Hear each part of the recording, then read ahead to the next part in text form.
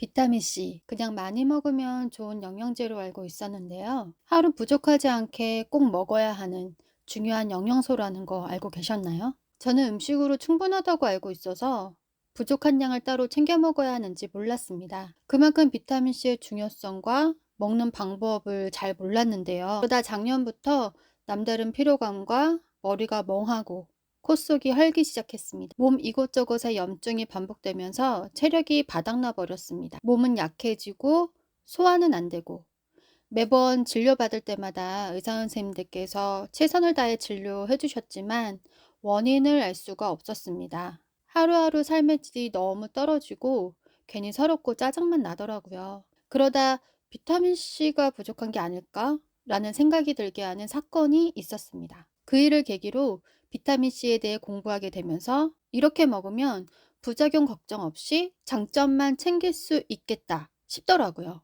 물론 비타민C만으로 삶의 질이 갑자기 바뀌는 것은 아닙니다. 하지만 아파본 사람은 알 수 있습니다. 그 방법을 영상을 통해 모두 알려드리겠습니다. 우리가 매일 숨만 쉬어도 몸속에 활성산소가 생기게 되잖아요.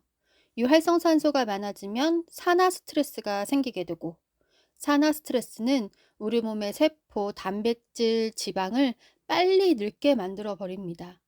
그래서 치매, 암, 당뇨 등 각종 질병을 생기게 하는데요. 그래서 이 활성산소를 없애거나 이 활성산소를 안전하게 만드는 항산화 작용이 중요합니다. 비타민C가 바로 가장 강력한 항산화 작용을 한다는 것인데요. 당연히 항산화 작용이 뛰어나다 보니 암 같은 병에 대한 연구도 많이 이루어지고 있습니다. 두 번의 노벨상을 받은 라이너스 폴린 박사는 1970년 비타민C와 감기라는 책을 통해서 비타민C의 강력한 항산화와 효능에 대해 대중에 알리기 시작했습니다. 그리고 하루 최소한의 양이 아니라 최대로 비타민C를 먹어야 한다고 주장하셨는데요. 하루 1g에서 10g을, 컨디션이 안 좋을 경우 더 많은 양을 먹을 것을 추천하셨습니다. 미국 심장 전문의 시나트라 박사도 2011년에 미국 심장협회지를 통해서 비타민C는 세상에서 가장 강력한 황산화제이다. 비타민C는 안전하며 하루 1g에서 2g을 추천한다고 하였습니다. 문제는 섭취량을 누가 딱 정해줬으면 좋겠지만 몸에서 만들어지는 활성산소의 양도 사람마다 매일 다르고 활성산소를 처리하는 능력도 다 다르기 때문에 하루 권장량을 딱 정할 수가 없다는 게 현실입니다. 그리고 심장병, 암, 뇌 건강을 위한 연구마다 목적이 다르기 때문에 하루 권장량이 1g에서 많게는 20g까지 다양합니다. 당연히 병에 있어 치료가 목적이라면 전문의와 상의하여야 합니다. 우리는 평소 건강을 유지해서 삶의 질을 높이는 것이 목적이니까 비타민C의 장점은 올리고 부작용은 피하면서 먹는 방법을 알아보겠습니다. 가정의학 전문의 김혜영, 김경철 박사의 바이러스를 이기는 영양가 음식이란 책에서 해외의 많은 임상 연구를 근거로 하루 섭취량을 제시하셨습니다. 몸무게 1kg당 0.1g에서 시작해서 천천히 늘립니다. 설사가 나는 용량을 기준으로 그 이하로 섭취하는 것입니다.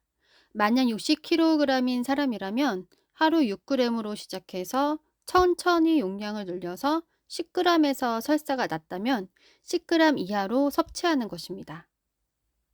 보통 하루 권장량이 비타민C 100mg으로 알려져 있는데요.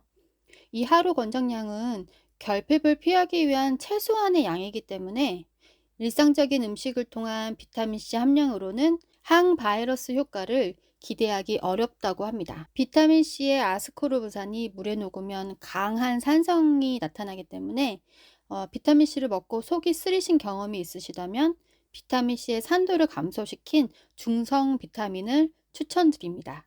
그리고 저처럼 비타민C를 챙겨 드시지 않으셨던 분이라면 1000mg부터 천천히 시작해 보시는 것도 좋을 것 같습니다. 우리는 이 방법을 통해 내가 소화할 수 있는 비타민C 최대량을 확인할 수 있습니다. 노화생리학 전문가이자 뇌과학자 제임스 굿위는 건강한 뇌과학이란 책에서 비타민C를 섭취할 때 가장 중요한 것은 일관성과 규칙성이라고 하였습니다. 비타민C가 우리 몸에 얼마나 많이, 얼마나 오래 있게 하느냐가 중요하기 때문인데요. 비타민C는 물에 잘 녹는 특성이 있기 때문에 4시간에서 6시간을 기준으로 3번에서 4번 나누어 먹습니다. 비타민C가 산 성분이 있기 때문에 식사 도중 또는 식사 후 정해진 시간에 먹습니다. 정리하자면 첫 번째, 설사를 기준으로 나에게 맞는 최대량을 확인한다. 두 번째, 최대량 이하로 먹을 양을 내가 정한다. 내 컨디션에 따라서 먹을 양을 조절하면 되는 것입니다. 세 번째, 정해진 양을 3번에서 4번 나누어서 정해진 시간에 먹는다. 나의 최대량이 10g이고 면역력이 약한 경우 최대한의 효과를 원한다면 최대 섭취량을 90%로 잡고 9g을 3번에서 4번 나누어서 정해진 시간에 먹는 것인데요. 당연히 평소 건강한 사람이라면 고용량으로 먹는 메가도스를 할 필요는 없습니다. 한국영양학회에서는 그 건강한 사람을 기준으로 설사를 하지 않는 기준을 3g으로 잡았는데요. 그리고 최고 섭취할 수 있는 양을 그래서 2g 정도 보고 있습니다. 따라서 건강한 사람의 경우 이 내용을 참고하셔서 좋은 컨디션을 유지하시기 바랍니다. 비타민C의 부작용은 당연히 그 항산화 작용이 뛰어나기 때문에 그거에 반대로 부작용이 있기 마련이잖아요. 그래서 비타민C의 부작용을 보면 그 산 성분이 있기 때문에 결석을 만드는 횟수를 증가시킬 수 있습니다. 그래서 그 결석을 자주 발생하는 가족력이 있는 경우 부작용이 일으킬 수 있으니까 참고하셔야 되고요.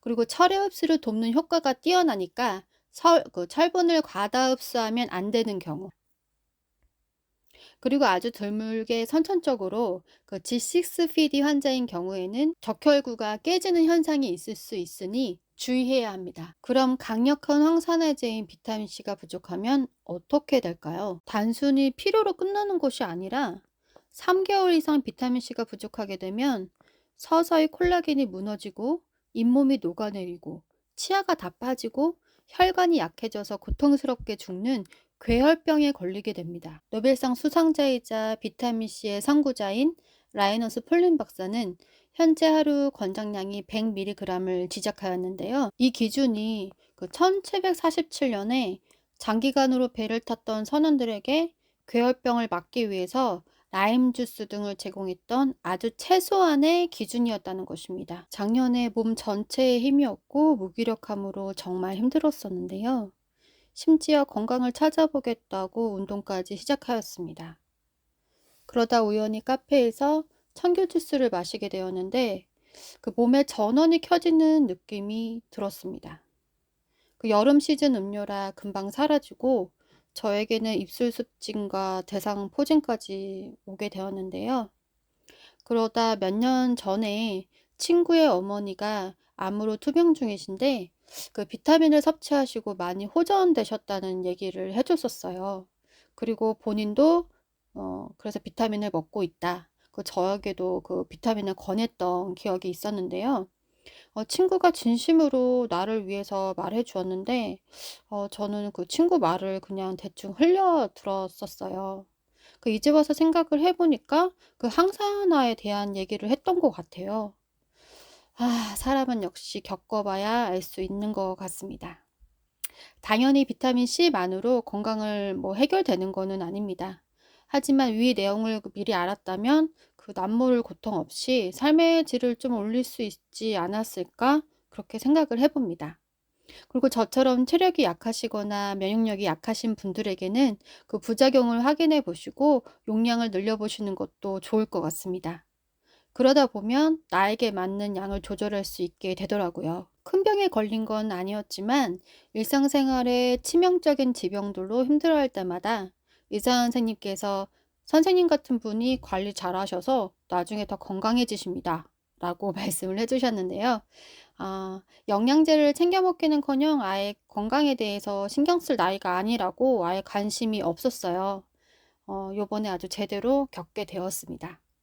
지금은 의사 선생님 말씀처럼 공부하면서 관리를 잘 하게 될 것 같습니다. 더 멋진 나를 위한 지금 건강으로 다음 영상에서 찾아뵐게요. 감사합니다.